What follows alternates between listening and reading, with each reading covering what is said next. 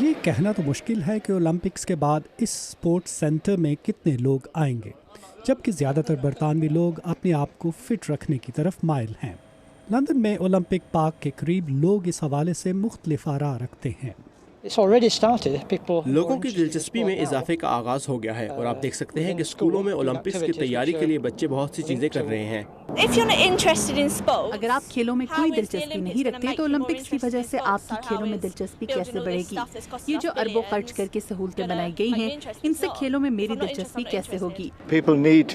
لوگوں کو حوصلہ افزائی کی ضرورت ہے، کیونکہ فی الحال تو رجحان الٹا ہے، اس لیے کہ لوگ سارا دن گھروں میں ویڈیو گیمز کھیلتے رہتے ہیں۔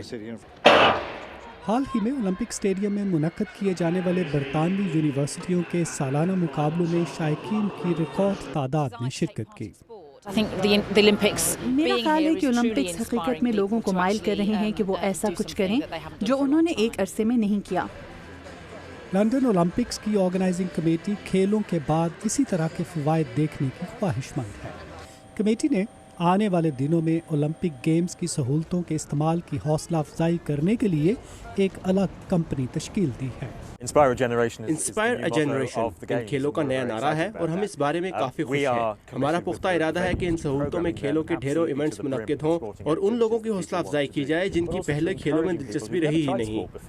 مگر بورنموتھ یونیورسٹی کے پروفیسر ایڈم بلیک کہتے ہیں کہ ایسا کوئی ٹھوس ثبوت موجود نہیں کہ طویل المدت بنیادوں پر اولمپکس کی وجہ سے لوگوں کی کھیلوں میں شرکت بڑھ جائے۔ علمی لحاظ سے لوگوں کی کھیلوں میں شرکت کے بارے میں ایسی کوئی واضح ریسرچ موجود نہیں اور ماضی کے ایونٹس بھی کوئی خاص ثبوت فراہم نہیں کرتے۔ پروفیسر بلیک اولمپکس کے بعد اس بارے میں مزید تحقیق کرنے کا ارادہ رکھتے ہیں، مگر غیر متوقع طور پر برطانیہ بھر میں بڑی تعداد میں لوگ اولمپک ٹارچ کو دیکھنے سڑکوں پر نکل رہے ہیں۔ ان کے جوش کو دیکھ کر امید نظر آتی ہے کہ بڑی تعداد میں لوگ اولمپکس دیکھنے آئیں گے۔ الباسم کے ساتھ ندیم یعقوب، اردو VOA۔